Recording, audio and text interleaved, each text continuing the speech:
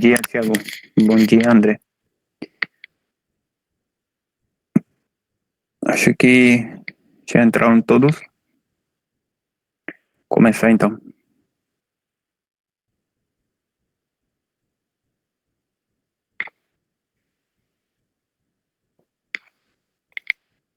Vamos a empezar por ventilación pulmonar.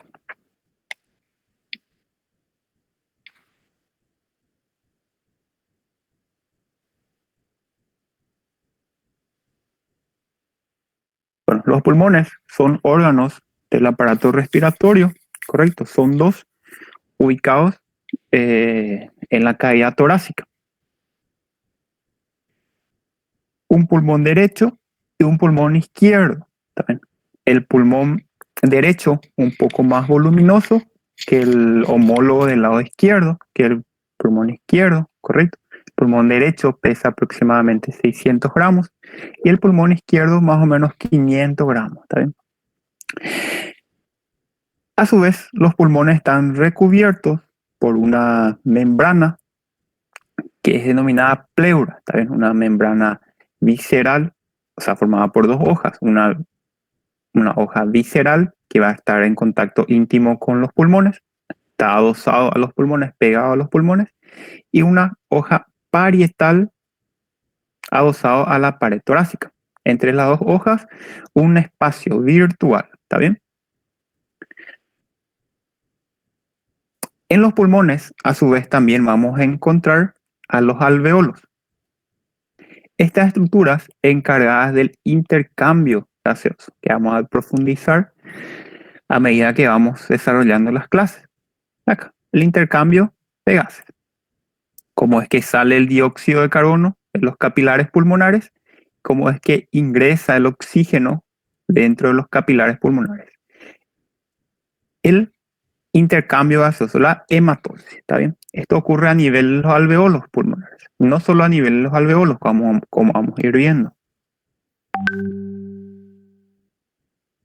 A modo de repaso, tenemos una circulación menor y una circulación mayor, ¿correcto? ¿Recuerdan? La circulación menor o pequeña circulación también es llamada circulación pulmonar. Y la circulación mayor o gran circulación es también llamada circulación sistémica.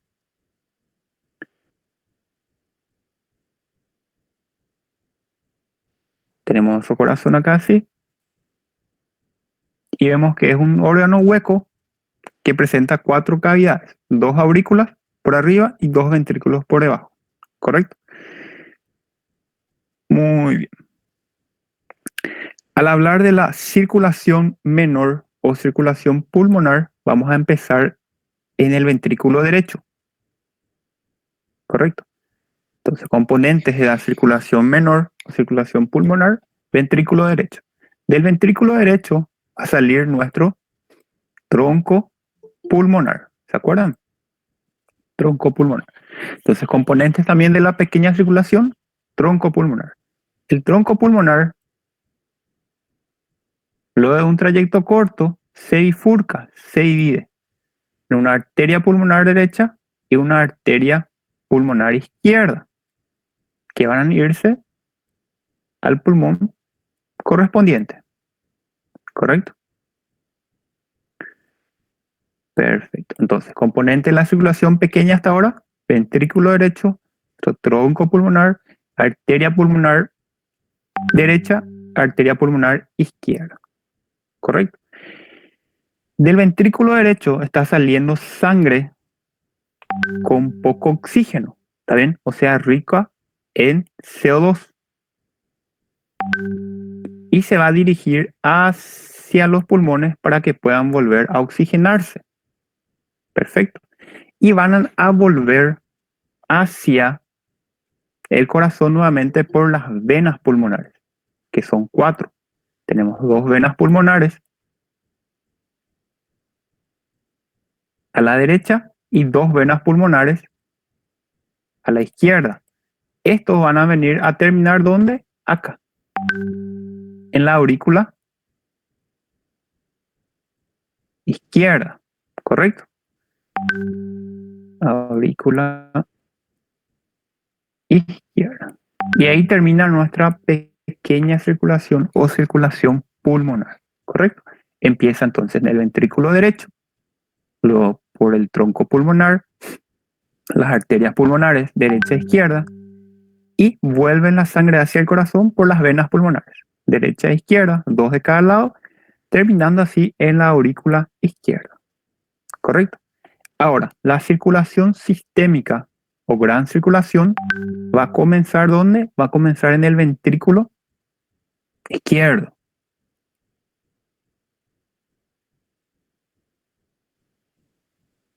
Va a comenzar entonces en el ventrículo izquierdo. Perfecto. Del ventrículo izquierdo, ¿quién sale?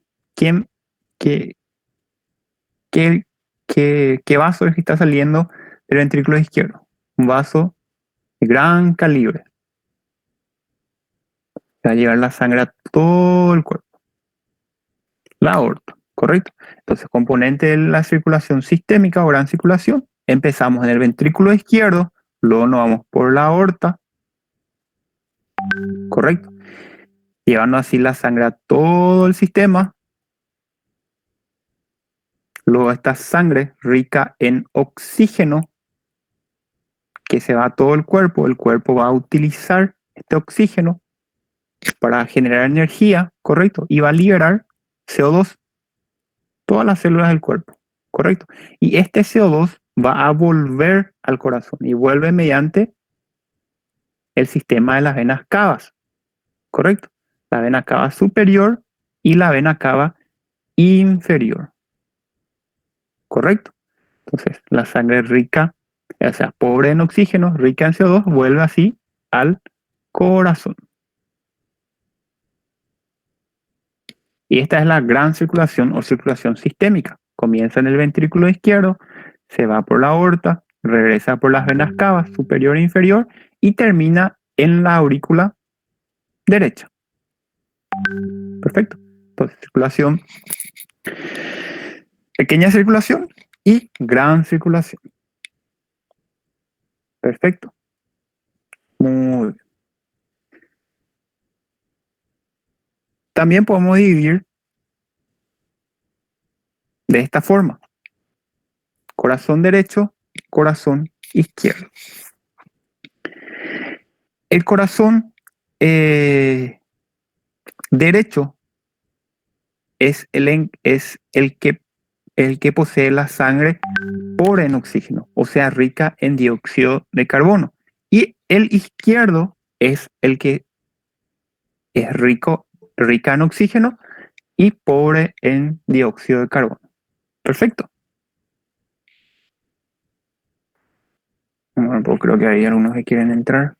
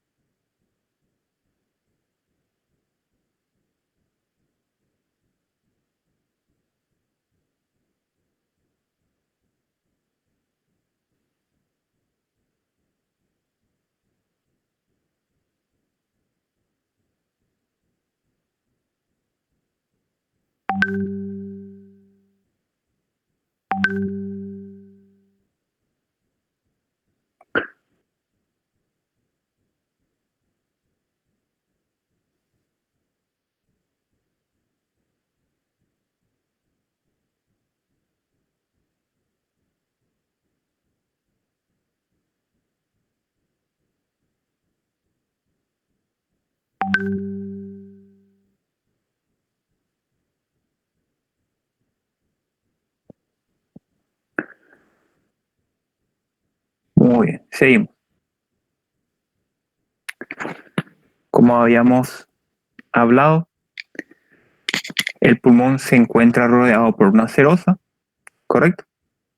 Donde vamos a encontrar una que va a estar adosada en contacto íntimo con el pulmón, que va a ser la pleura visceral, y una que va a estar en contacto con la caja torácica, ¿correcto? Que va a ser la pleura parietal. Entre estas dos hojas, un espacio virtual donde puede acumularse líquido, ¿correcto? Donde en situaciones fisiológicas, ¿correcto? No debería de existir este espacio, pero cuando hay acumulación de líquido, se ve claramente este espacio, ¿está bien? Se hace notorio. Perfecto. Muy bien. Estamos hablando un poco de generalidades todavía. Todo esto vamos a profundizar. No se preocupen, pero vayan adelantando, ¿está bien? Porque el programa es un poquito largo y vamos a empezar a caminar y luego vamos a empezar a correr, ¿está bien? Para llegar a tiempo.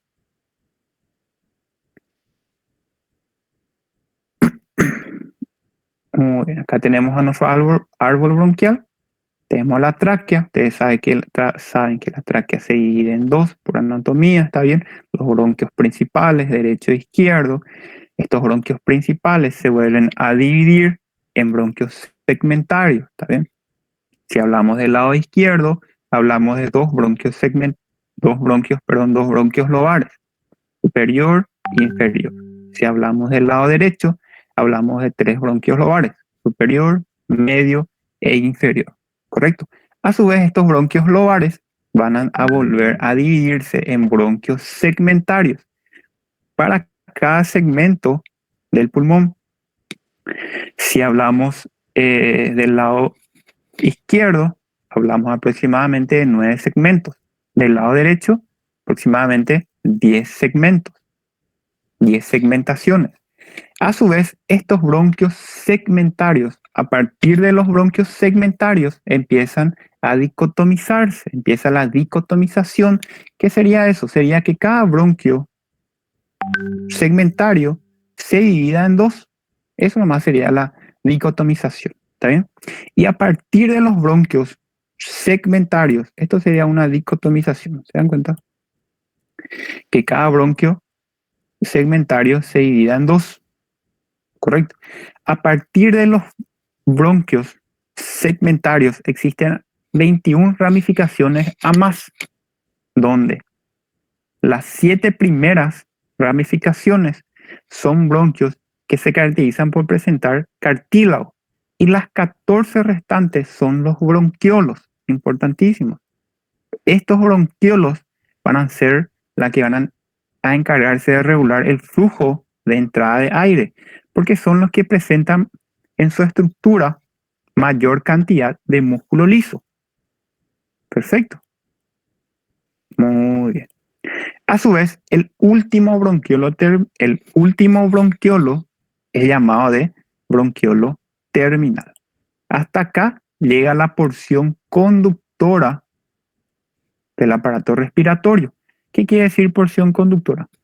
Quiere decir que conduce el aire, pero no realiza intercambio gaseoso. No es encargado de la hematosis. ¿Correcto? Entonces, hasta el bronquiolo terminal no hay intercambio gaseoso, solamente hay conducción del aire. El aire solamente se conduce, correcto, a través de la tráquea, los bronquios principales, los bronquios lobares, segmentarios, hasta llegar al bronquiolo terminal. A partir del bronquiolo terminal empieza la porción respiratoria de nuestro árbol bronquial. Acá sí ya ocurre la hematosis, el intercambio gaseoso. Correcto. Y acá tenemos al bronquiolo respiratorio, acá, que está inmediatamente después del bronquiolo terminal, a los conductos alveolares, sacoalveolares y alveolos. Perfecto. Muy bien. que sería nuestra porción respiratoria. Acá sí ya hay intercambio gaseoso. Acá sí ya hay hematosis.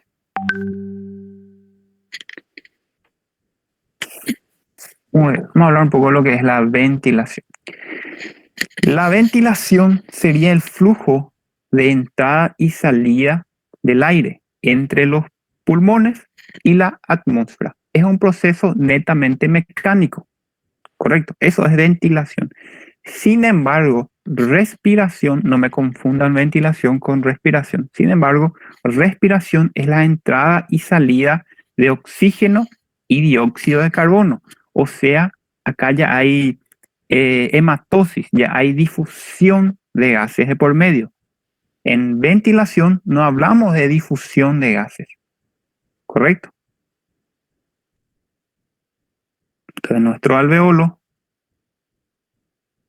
capilar pulmonar, vamos a ver más adelante, difusión de gases es que el CO2 pase dentro del alveolo, ¿correcto? CO2 pase dentro del alveolo para que pueda ser eliminado durante la expiración y durante la inspiración, que el oxígeno pase hacia el capilar para que pueda ser transportado, ¿correcto? Eso es respiración, entrada y salida de oxígeno y dióxido de carbono. Y tiene difusión de gases de por medio, ¿correcto? Al hablar de ventilación, hablamos solamente del proceso mecánico de entrada y salida de aire entre la atmósfera y los alveolos. No necesariamente estamos hablando de difusión de gases. Muy bien. Vamos a hablar un poco de la mecánica de la ventilación. Tenemos dos tipos, o sea, los pulmones se pueden expandir podemos decir, de dos formas, ¿está bien? Una que va a corresponder a la respiración tranquila, la respiración encargada por el diafragma, ¿correcto? Que es el movimiento que le va a corresponder al movimiento diafragmático,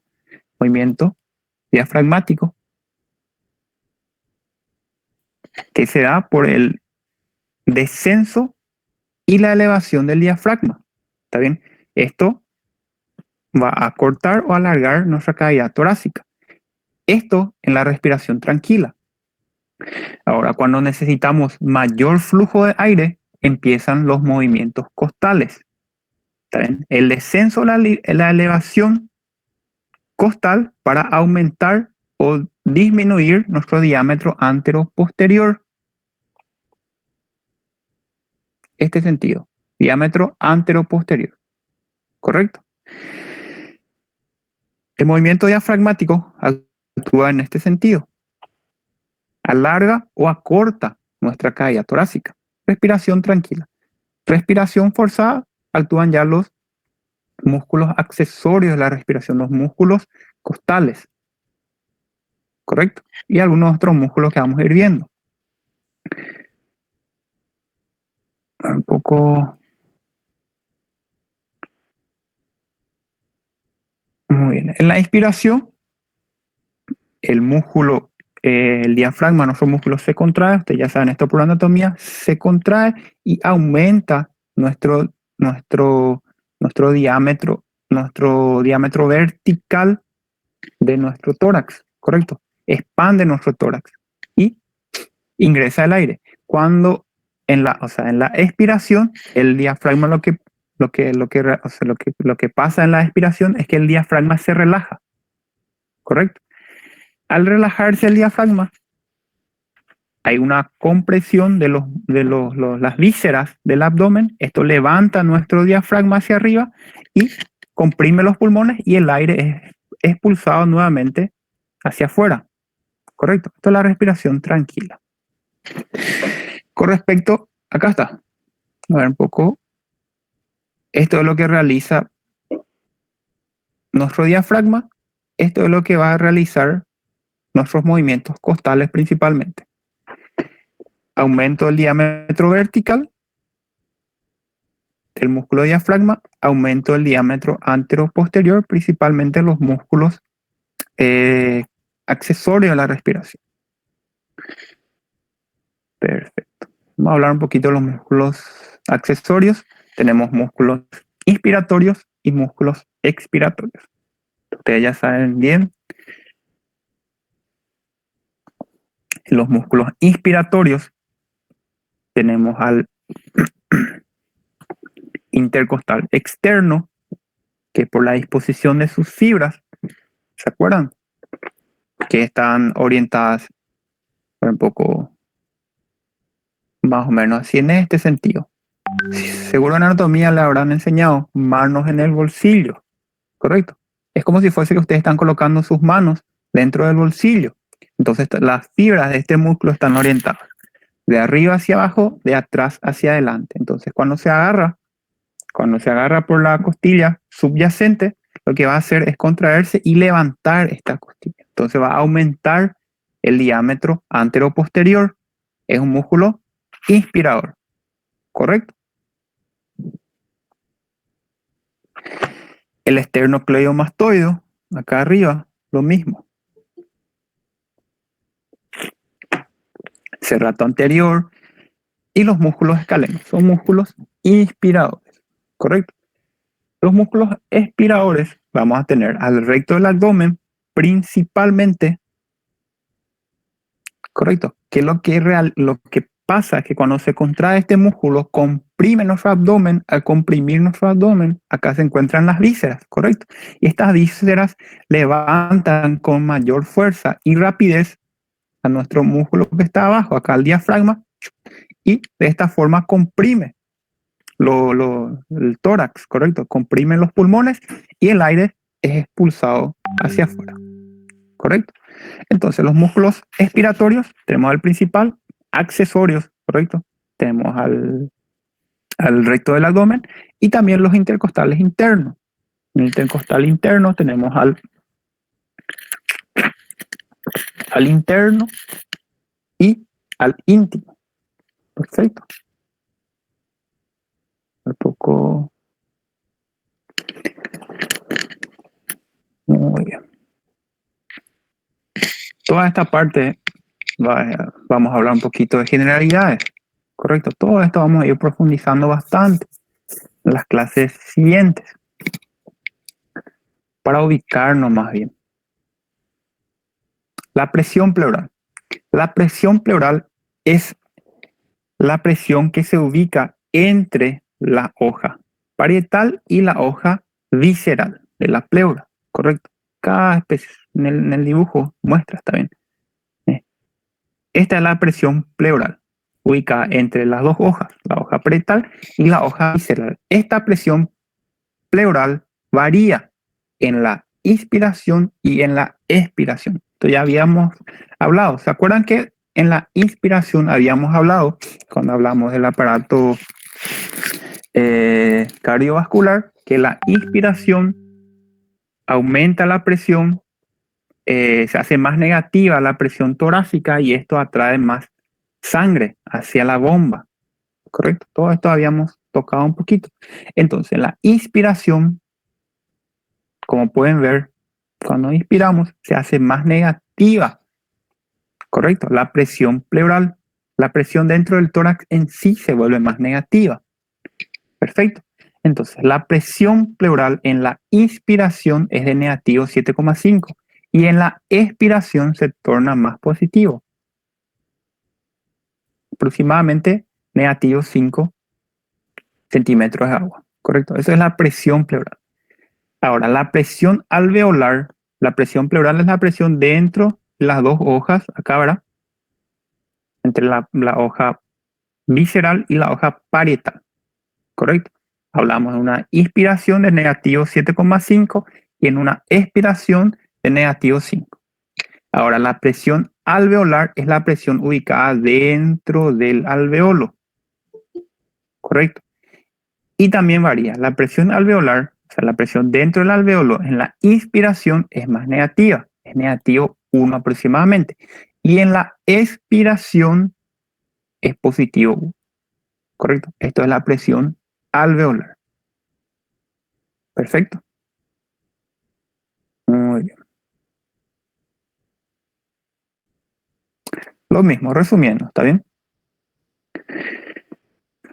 La presión pleural en la inspiración, negativo 7,5, en la expiración, negativo 5. La presión alveolar en la inspiración, negativo 1, y en la expiración, positivo 1. La expiración es un proceso más prolongado que la inspiración. La inspiración dura aproximadamente 2 segundos y la expiración dura aproximadamente 3 segundos. ¿Correcto? Profesor, Sí. una pregunta.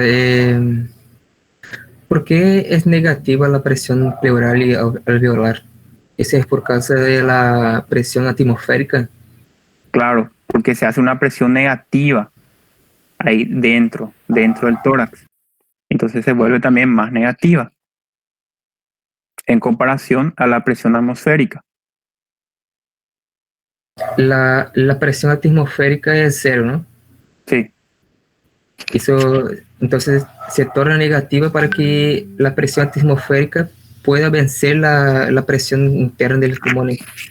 se hace una presión de succión, correcto. Y esa es la presión negativa, la presión de succión. Entonces el aire puede entrar, correcto. Y para sacar se torna positiva, para expulsar el aire. É para manter aberto o pulmão o tempo todo, não é? Sí, más o menos. Vamos a ver enseguida eso. ¿Está bien? Cuando hablemos un poquito de... Vamos a tocar ese seguita nomás. La presión vamos a hablar primeramente de algunos conceptos básicos. También enseguida vamos a tocar ese tema, no se preocupen. La presión transpulmonar sería la diferencia entre ambas presiones que vimos recientemente, la presión alveolar y la presión pleural. Sería prácticamente la presión de retroceso, o sea, la fuerza elástica pulmonar que vamos a tratar enseguida. Esa es la presión transpulmonar. Por acá arriba tenemos la presión, mi mouse se me perdió. Acá arriba tenemos la presión alveolar, acá abajo la presión pleural. Y la diferencia entre ambas va a ser nuestra presión transpulmonar. ¿Qué va a ser? Si vamos a definir prácticamente, va a ser la medida de fuerza elásticas pulmonares que van a atender al colapso durante la respiración. Enseguida vamos a ver esto, ¿correcto? Para aclarar este concepto. Compliancia es la distensibilidad pulmonar, atiendan esto, que está determinada por su cambio de volumen con respecto a la presión. Eso es la compliancia. Sin embargo, la distensibilidad es la propiedad propia que presenta cada órgano, en este caso el pulmón, que le permite el alargamiento o la distensión, su alargamiento o su distensión, ¿correcto? Muy bien. Y la distensibilidad va a estar determinada por dos fuerzas. Una son las propias del tejido pulmonar, donde van a participar las fibras elásticas y fibras de colágeno del pulmón, y otra producida por la tensión superficial. Acá le vamos a encontrar las moléculas de agua. Vamos a explicar. La tensión superficial.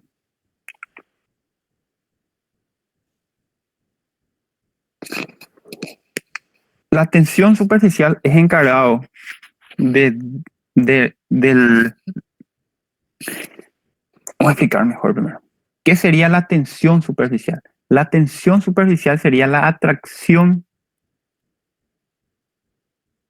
que tienen las moléculas de agua entre sí, tienden a estar unidas. Las moléculas de agua por su carga, correcto. El hidrógeno, ustedes saben que es una carga positiva, el oxígeno una carga negativa. Ustedes saben que los opuestos se atraen, correcto. Entonces,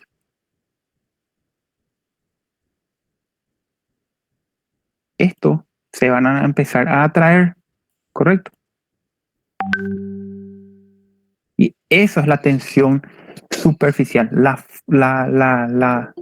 fuerza de atracción que tienen las moléculas de agua. ¿Para qué nos interesa esto?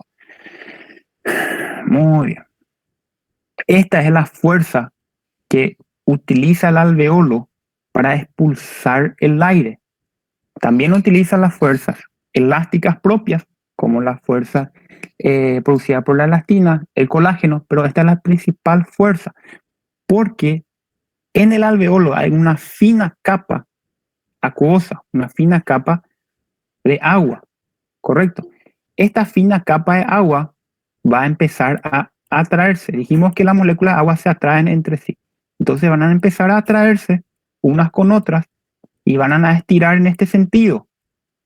¿Y qué va a pasar cuando empiezan a estirar en este sentido? Van a tratar de colapsar a este alveolo. Van a tratar de cerrar este alveolo y van a disminuir su calibre. Imagínense que el alveolo esté así, ¿correcto? Estas moléculas de agua al empezar a atraerse entre sí, van a producir esto, van a cerrar el alveolo y van a expulsar el aire, ¿correcto? En la inspiración, este alveolo aumenta de tamaño, ¿correcto? La presión se hace negativa, atrae el aire y se expande este alveolo. En la expiración, estas fuerzas vencen, ¿está bien? Esta tensión superficial producida por las moléculas de agua, se ven atraídas una con otra y comprimen este alveolo, colapsa este alveolo y expulsa el aire hacia afuera. ¿Correcto? Esta es la función de la tensión superficial dentro del alveolo. Muy bien. Acá tenemos las fuerzas que van a producir este colapso alveolar, esta expulsión del aire, van a ser dos. Una son las fuerzas propias del tejido pulmonar, que son las fuerzas elásticas. Y otras son las fuerzas producidas por la tensión superficial. ¿Correcto? Las fuerzas producidas por la tensión superficial predominan con respecto a las fuerzas elásticas propias del pulmón. Como pueden ver, las fuerzas elásticas del pulmón corresponden a 1/3 nada más de esta fuerza que tiende a colapsar este alveolo, que tiende a expulsar el aire hacia afuera. Y la tensión superficial corresponde a los 2/3, ¿correcto? De estas fuerzas que tienden a producir el colapso alveolar, ¿correcto? Pero ustedes saben que nuestro alveolo no puede colapsar totalmente. Entonces nuestro alveolo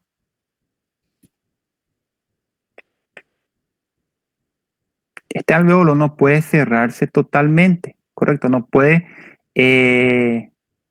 por así decirle, colapsar totalmente, ¿correcto? Tiene que haber una fuerza que evite este colapso alveolar. Y esta fuerza es el surfactante que se encuentra acá, como pueden ver, entre el aire y en la fina capa de agua, ¿correcto? El surfactante es un agente activo en superficie en agua, que su finalidad es reducir esta tensión superficial, esta fuerza de atracción que tienen las moléculas de agua. Esta es su función. Reduce esta fuerza, reduce esta tensión superficial. Así entonces evita el colapso de nuestro alveolo, que colapse totalmente nuestro alveolo. ¿Correcto? Si se acuerdan, este surfactante era producido por unas células que son llamadas neumocito tipo 2. ¿Se acuerdan? Un poco... Acá no está. Acá. Células epiteliales alveolares, que son los neumocitos tipo 2. ¿Correcto? A su vez, este surfactante está formado por fosfolípidos, proteínas e iones. El fosfolípido predominante es el dipalmitoidifosfatidilcolina. Las proteínas más abundantes son las apoproteínas y los iones más abundantes del surfactante son los iones calcio. Muy bien. Con respecto al radio Professor, alveolar, ¿sí? O bebê ele tem um período certo, se eu não me engano, são a partir de 34 ou 36 semanas para ele poder nascer e não ter problema respiratório, justamente por conta desse líquido surfactante que antes desse período não tem, né? Se eu não me engano, não está completamente formado, alguma coisa assim. Perfectamente, y eso es lo que ocurre, ¿está bien?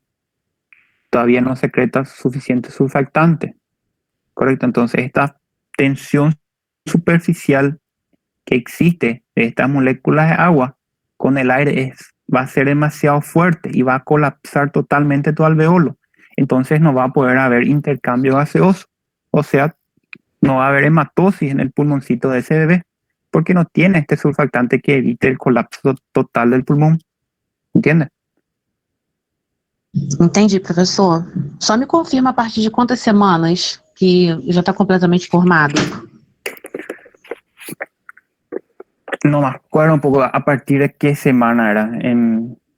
Exactamente. Quantas semanas de gestação que é seguro para o nascimento do bebê por conta desse líquido surfactante?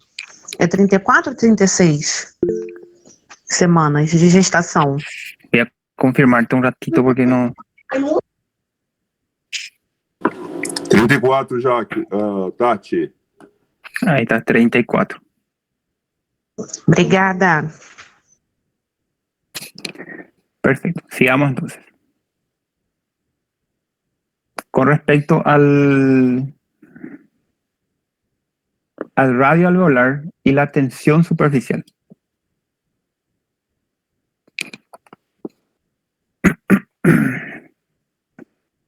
Hay una relación bastante importante con nuestro radio en nuestro alveolo y nuestra tensión superficial.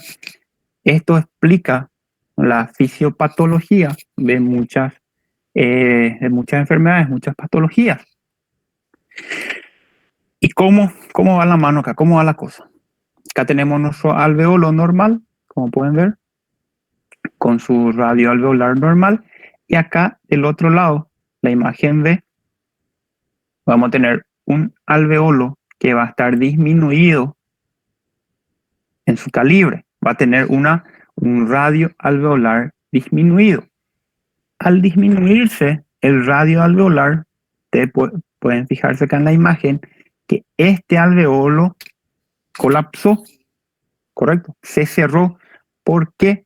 Porque al disminuir el radio alveolar disminuye la presión y la tensión superficial aumenta, ¿correcto? Entonces esto tiende a colapsar el alveolo. ¿Se entiende? O sea, la tensión superficial, como pueden fijarse acá, la tensión superficial es inversamente proporcional a nuestro alveolo, a nuestro radio alveolar. Perdón, ¿qué quiere decir esto? Que si nuestro radio alveolar disminuye, nuestra tensión superficial va a aumentar. ¿Correcto? Y esto explica la fisiopatología de la atelectasia. Atelectasia sería el colapso de los alveolos. ¿Correcto? Bastante frecuente esto. Muy bien. Acá en la imagen hubo una acumulación, por ejemplo, de cuerpo extraño, está bien, bacterias, productos de la destrucción de células que estaban luchando contra esta bacteria, acumulación de moco, y esto disminuyó de calibre nuestro alveolo, ¿correcto? Al disminuir de calibre nuestro alveolo, aumentó la tensión superficial y esto produjo, en este caso, el colapso de nuestro alveolo. Perfecto. Muy bien, entonces esto tenganlo en cuenta. Con respecto a los volúmenes y capacidades. Doctor, una pregunta, solamente para aclarar. En la inspiración, la tensión superficial es rompida para que pueda ocurrir la hematosis. En la expiración es restablecida la tensión superficial para que puede expulsar el aire. No, la tensión superficial siempre va a ser la misma, ¿está bien? Solamente que en la inspiración se hace más negativo nomás la caja torácica. Entonces el aire puede ingresar por diferencia de la presión atmosférica con la presión que está dentro del tórax. Entonces puede entrar el aire y puede vencer esa fuerza y expande, ¿correcto? Estos alveolos. Ahora en la expiración, como la presión ya se torna más positiva, ahí las fuerzas de la tensión superficial pueden vencer, correcto, esta tensión y comprimen, cierran este alveolo y expulsan el aire hacia afuera de los alveolos. ¿Entiendes? Cierto, pero no es necesario que se rompa la tensión superficial para que se haga la troca de los gases, ¿o no?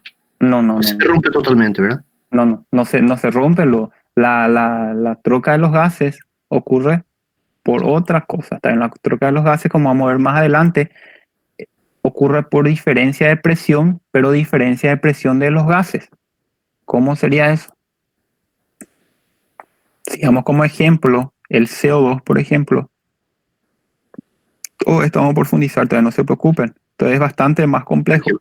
El CO2 queremos sacar en la expiración, queremos eliminar el cuerpo, ¿correcto? ¿Dónde la presión del CO2 va a ser mayor? La presión del CO2 va a ser mayor dentro de los capilares que están llegando hacia los pulmones. Como que la presión es mayor dentro del capilar, este va a ser favorecido y va a poder pasar dentro del alveolo. Correcto, entonces el CO2 del capilar pasa hacia el alveolo. Y el oxígeno, el aire que estamos inspirando es rico en oxígeno. Entonces el oxígeno acá va a tener mayor presión que acá, que dentro del capilar. Y por diferencia de presión también el oxígeno pasa hacia el capilar y sigue su trayecto. Correcto. Esto es la hematosis, el intercambio gaseoso de forma resumida. Un poquito más complejo. Correcto. Sí. Pero el otro solamente es expulsión nomás del aire. Lo que realiza tu tensión superficial es contraer prácticamente este alveolo para que pueda expulsar todo este aire que se encuentra acá, todo estos gases se encuentran acá hacia fuera. ¿Correcto? Sería más o menos tipo una contracción de tu alveolo para poder expulsar el contenido hacia afuera. Cierto, gracias. Esa es la función de tu tensión superficial. Gracias, doctor.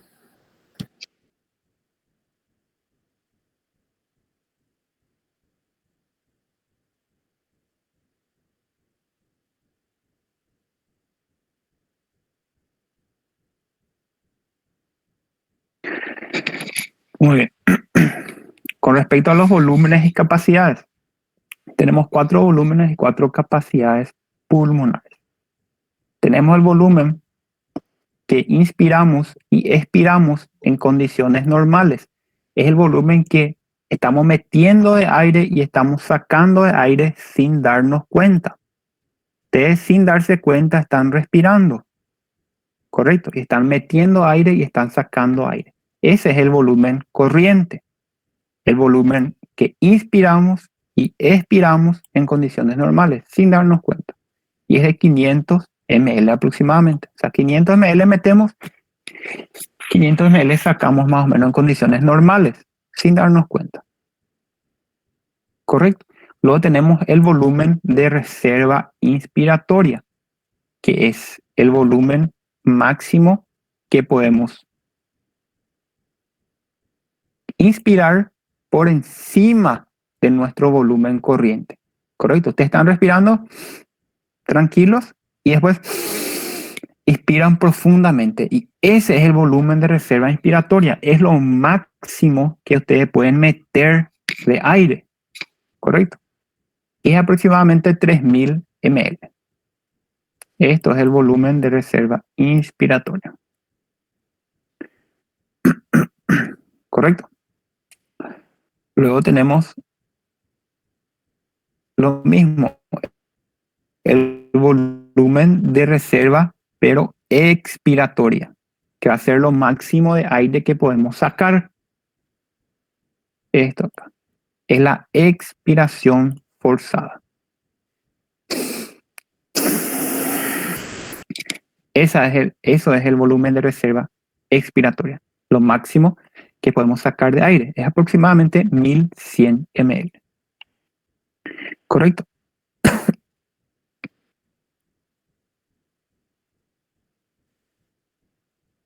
Luego,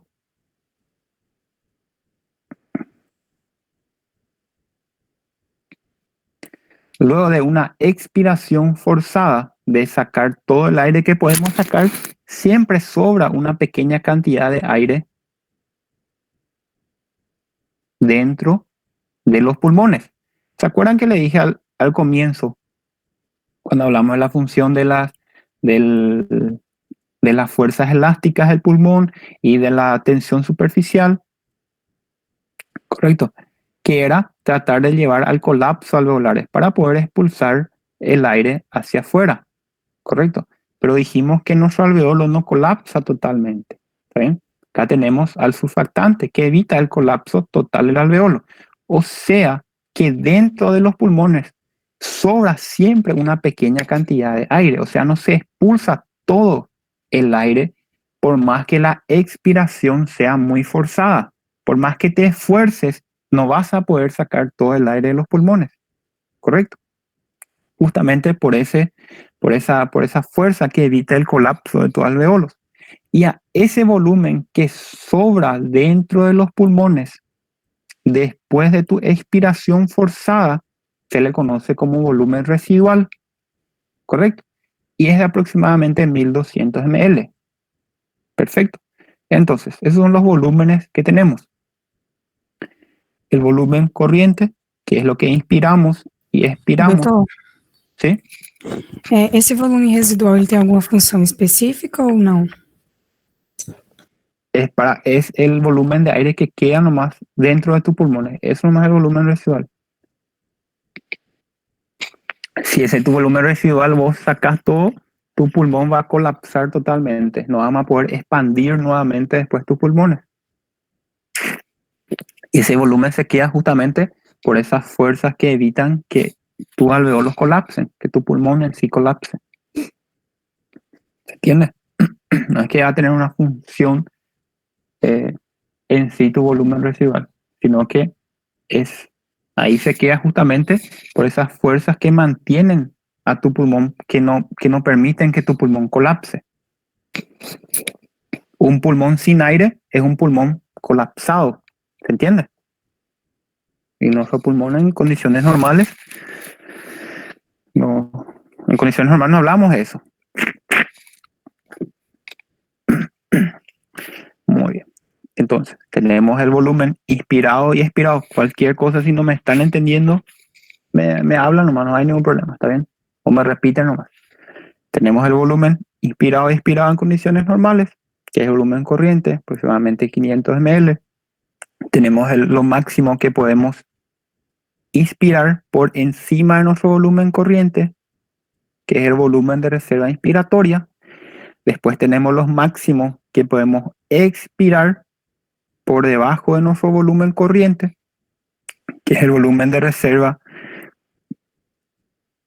expiratoria. Y luego de la máxima expiración, de la expiración forzada, aún sobra una cantidad de aire dentro de los pulmones, que es el volumen residual.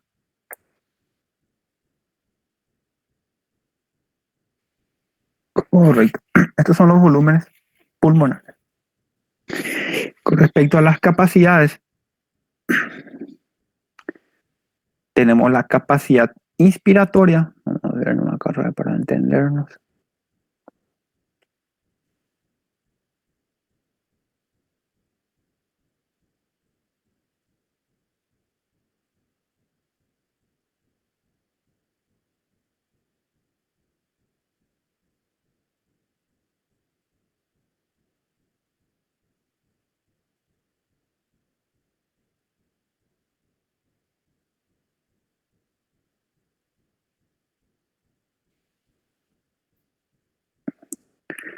Esto es nuestro volumen corriente, ¿correcto? Lo que inspiramos y expiramos en condiciones normales. 500 ml de aire metemos y 500 ml de aire sacamos en condiciones normales. Esto es nuestro volumen de reserva inspiratoria, volumen de reserva expiratoria, ¿correcto? Volumen residual. Estos son los volúmenes. Ahora vamos a hablar de las capacidades. El primero es la capacidad inspiratoria, que es la suma del volumen corriente, que es lo que inspiramos y expiramos, más el volumen de reserva inspiratoria. El volumen de reserva inspiratoria, ¿se acuerdan? Era de 3000 ml.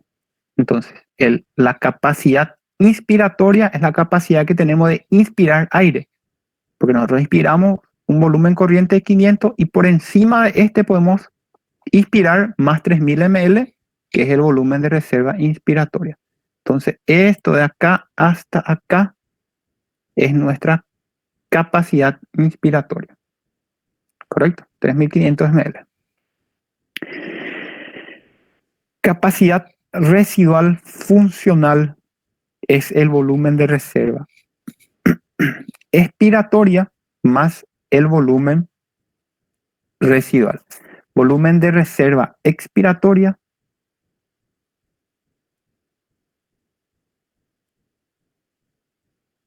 más nuestro volumen residual. ¿Correcto? 2300 ml. ¿Se acuerdan?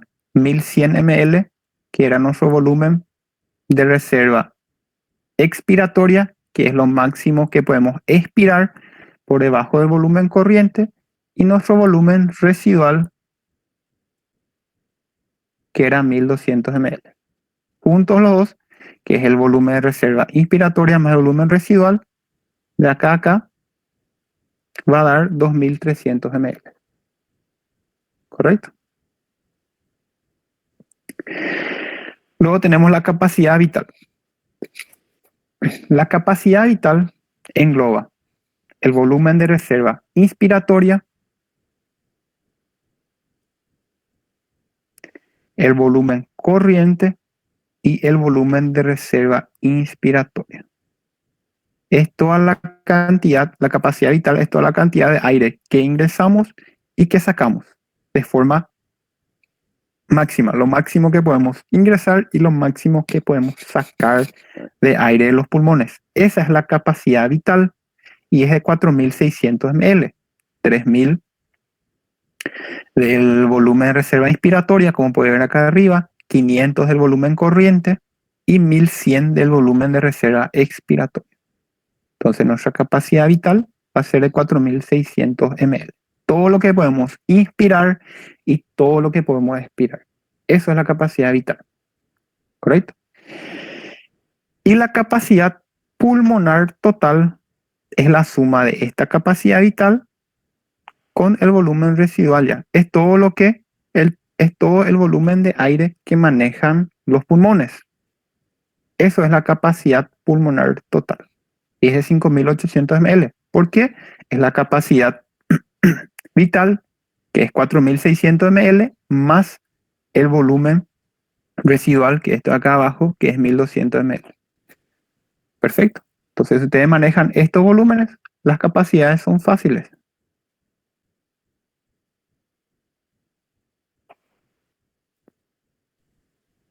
Acá está lo mismo.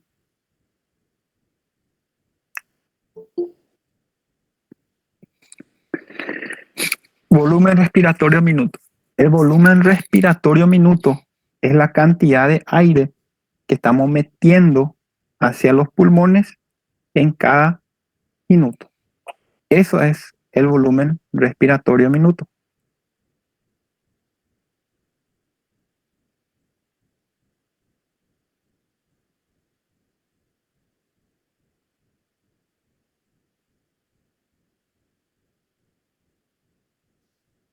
La cantidad de aire que ingresa por las vías respiratorias en cada minuto. Eso es el volumen respiratorio minuto. ¿Cómo podemos hallar el volumen respiratorio minuto? Para hallar el volumen respiratorio minuto tenemos que saber cuántas veces metemos aire en un minuto que es la frecuencia respiratoria, y cuánto de volumen ingresamos en cada vez que respiramos, que va a ser nuestro volumen corriente. ¿Correcto? La frecuencia respiratoria normal, aproximadamente de 12, ¿correcto? Y el volumen corriente sabemos que es 500 ml en condiciones normales. ¿Correcto? Entonces, para encontrar nuestro volumen respiratorio en minuto, va a ser la frecuencia respiratoria por el volumen corriente. La cantidad de veces que ingresamos, la cantidad de veces que ventilamos, la cantidad de veces que ingresamos aire y la cantidad de aire que está ingresando cada vez que estamos, cada vez que ingresa aire, ¿qué cantidad ingresa? ¿Entiendes? Muy bien. Entonces el volumen respiratorio minuto va a ser eso, va a ser la frecuencia respiratoria por el volumen corriente. Frecuencia respiratoria normal, aproximadamente 12, volumen corriente 500. Entonces el volumen respiratorio minuto, 6.000 ml. Con respecto al espacio muerto anatómico y el espacio muerto alveolar. Tienen que saber diferenciar lo que es espacio muerto anatómico y lo que es espacio muerto alveolar. Espacio muerto anatómico es todo el espacio, el lugar donde ingresa el aire, pero no ocurre intercambio gaseoso porque no tiene la membrana especializada para realizar este intercambio gaseoso o para realizar la hematosis. ¿Correcto? Entonces, espacio muerto anatómico va a ser todo aquel espacio donde ingresa el aire, pero no realiza intercambio gaseoso o no puede participar en el intercambio gaseoso porque no tiene esa membrana especializada. ¿Correcto?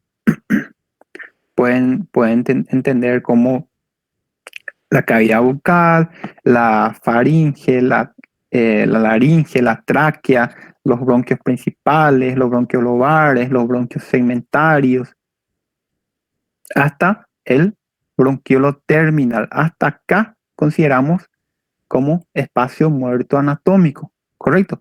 Porque el aire que se quedó atrapado en estos lugares no va a realizar intercambio gaseoso. Por eso se llama espacio muerto anatómico. Correcto, acá no hay membrana especializada para realizar intercambio gaseoso. ¿Se entiende? Eso es el espacio muerto anatómico. Y la cantidad de aire que se queda en estos espacios es de aproximadamente 150 ml. Correcto. Este es el volumen de aire que queda atrapado dentro del espacio muerto anatómico. Perfecto. El aire que respiramos y no hace intercambio gaseoso. Aire que queda en la nariz, boca, faringe, tráquea, bronquios. ¿Correcto? Lo que ya dijimos.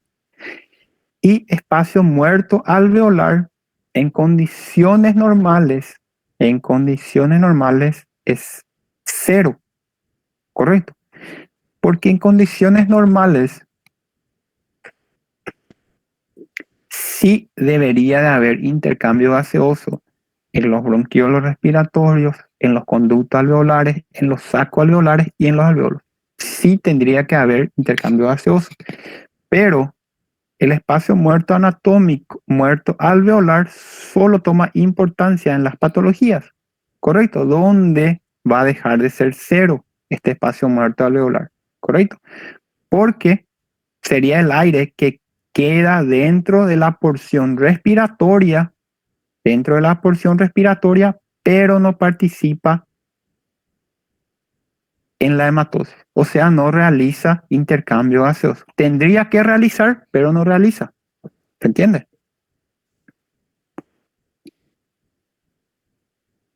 Muy bien. Entonces ahí definimos espacio muerto anatómico y espacio muerto alveolar.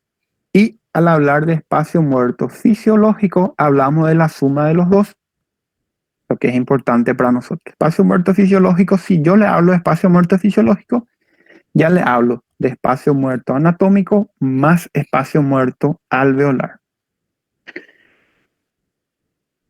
En condiciones normales, el espacio muerto fisiológico es de 150 ml. ¿Por qué? Porque el espacio muerto anatómico no varía, ¿correcto? Siempre 150 ml es la cantidad de aire que queda atrapado en este espacio muerto que no realiza intercambio gaseoso.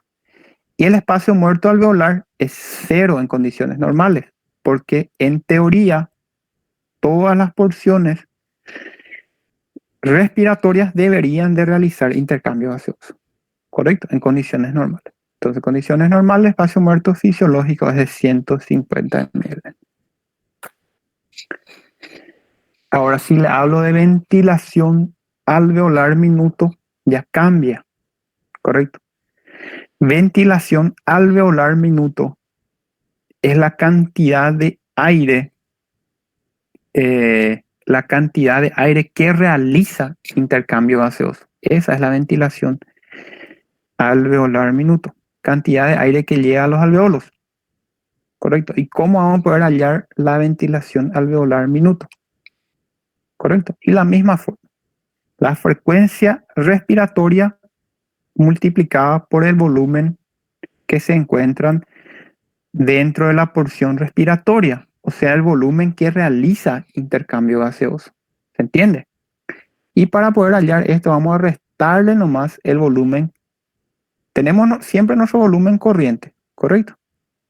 El volumen corriente es la cantidad de aire que metemos a los pulmones y sacamos de los pulmones en condiciones normales, ¿correcto? Este es el volumen corriente. Cuando respiramos y no nos damos cuenta, estamos ingresando y sacando aire, ¿correcto? Pero todo este aire que ingresa no realiza intercambio gaseoso al 100%. ¿Por qué? Porque una cantidad de aire del que ingresa va a quedarse en la boca, va a quedarse en la faringe, en la laringe, en la tráquea, en los bronquios principales, los bronquios lobares, ¿correcto? Va a quedarse una pequeña cantidad en esas porciones, ¿correcto? Y ellos no van a realizar intercambio gaseoso. ¿Qué cantidad se queda? Se queda 150 ml. ¿Se acuerdan? Esto no realiza intercambio gaseoso. Es la cantidad de aire que queda atrapado en las porciones conductoras del aparato respiratorio. Conductora. De ahí su nombre, conductora. Correcto. No tienen la membrana especializada para realizar el intercambio gaseoso. ¿Sí? Aviso aí, assim, o pessoal, tem alguém que está removendo as pessoas, os alunos aí. Eu não sei se é por maldade ou se é sem querer, tá removendo as pessoas. Pedir para não estar fazendo essa remoção aí, para estar assistindo a aula. Tá bom, assim temos que falar com a parte de... Com a parte da... Com a Má, temos que falar isso também. Vou comentar para ela. Porque, em teoria, não é para ninguém poder tirar ninguém.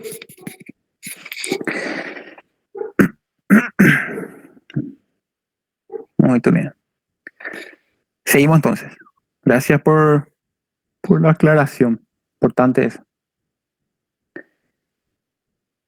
La ventilación alveolar minuto, entonces, es la cantidad de aire que ingresa, llega a la porción respiratoria y realiza intercambio gaseoso en un minuto. ¿Correcto? Dijimos, ¿cómo vamos a hallar eso? Vamos a restarle nomás la cantidad de aire que se queda atrapado en la porción conductora. ¿Correcto? Que es de 150 ml. Entonces, 500 ml es lo que respiramos en condiciones normales, sin darnos cuenta. Volumen corriente, ¿se acuerdan? A este volumen corriente le restamos 500 y ese va a ser el volumen de aire que llega a la porción respiratoria y que va a realizar el intercambio gaseoso. ¿Se entiende? Al restarle estos que quedan acá, estos 150 que quedan en el espacio muerto anatómico, vamos a tener esta diferencia que va a ser la que va a llegar a realizar intercambio gaseoso. 350 ml. Y así vamos a encontrar nuestra ventilación alveolar minuto. Frecuencia respiratoria, que va a ser lo mismo, va a ser 12 por el volumen eh,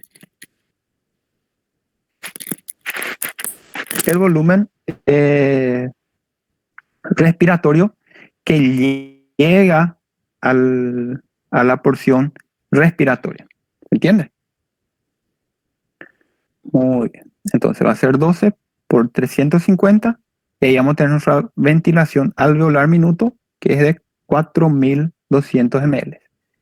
4.200 ml de aire es lo que realiza intercambio gaseoso en cada minuto en condiciones normales.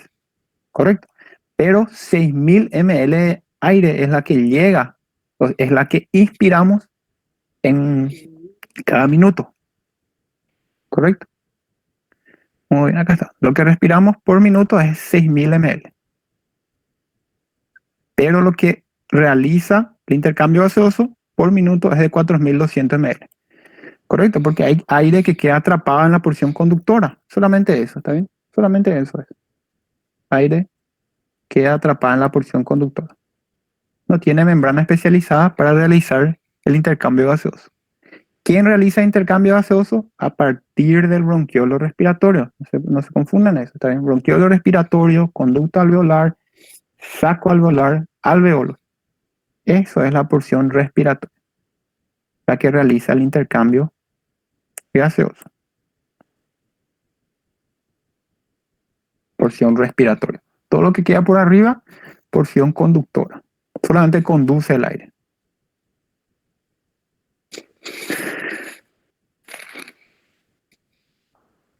Dijimos que los bronquiolos contenían músculo liso, o sea, predomina, no es que la tráquea o los bronquios principales no tengan músculo liso. También tienen músculo liso entre sus cartílagos, ¿correcto? Pero en los bronquiolos encontramos solamente músculo liso. Entonces, por eso los bronquiolos son encargados de regular el flujo de aire, ¿correcto? Eso es lo que pasa. Los bronquiolos por eso son encargados de regular el flujo de aire. Muy bien. Y así tenemos lo que es la broncoconstricción y lo que es la broncodilatación. La broncodilatación es el encargado de la broncodilatación es el sistema nervioso simpático. Y encargado de la broncoconstricción es el sistema nervioso parasimpático. ¿Correcto? Entonces el simpático, broncodilatación, parasimpático, broncoconstricción.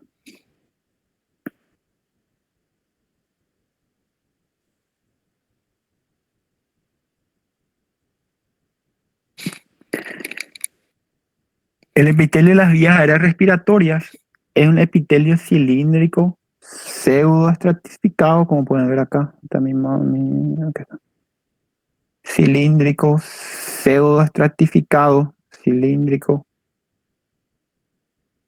Sus células son más o menos cilíndricas, pseudoestratificado porque parecen tener más de un estrato, pero solamente o sea que todas las células tocan la membrana basal, parece tener estratos, pero todas las células tocan la membrana basal, ¿correcto? ¿Se acuerdan por histología? Con células caliciformes. Células unicelulares encargadas de secretar moco, ¿correcto? Es el epitelio de las vías aéreas respiratorias, cilíndricos, pseudoestratificados con células caliciformes. Por las células caliciformes secretan moco, ¿correcto? Estas células caliciformes van a secretar moco hacia la luz acá. Este moco es la que se va a adherir a cualquier sustancia extraña, a virus, bacterias, polvo, cualquier cuerpo extraño, ¿está bien? Este moco se adhiere, se pega a estas sustancias extrañas y luego los cilios son encargados de expulsar este moco, ¿correcto?, hacia la orofaringe. Si hablamos de vías aéreas respiratorias, el vaivén ciliar va a ser hacia arriba. Vías aéreas inferiores va a ser hacia arriba el movimiento ciliar hasta llegar a la orofaringe. Al llegar a la orofaringe, este moco vamos a escupir hacia afuera o vamos a tragar. se va a ir se va a ir a digerirse, ¿verdad? En el estómago, vamos a tragar o vamos a escupir. Si hablamos de las vías aéreas superiores, todo lo que se encuentre por arriba de la boca, el movimiento ciliar va a ser hacia abajo. Lo mismo, para llevar este moco unido a las partículas extrañas o cualquier sustancia extraña hacia la orofaringe para ser deglutido o escupido, ¿correcto? Muy bien. Y con respecto a la irritación, tanto de la vía aérea inferior y superior, tenemos la producción de tos o estornudo.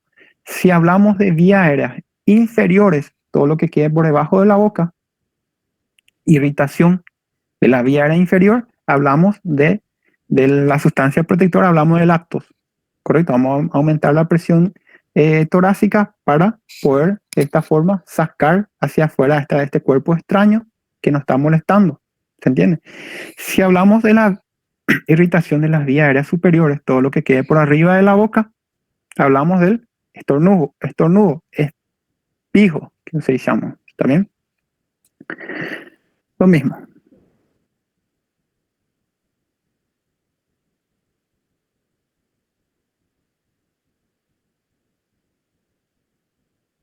Sigamos entonces.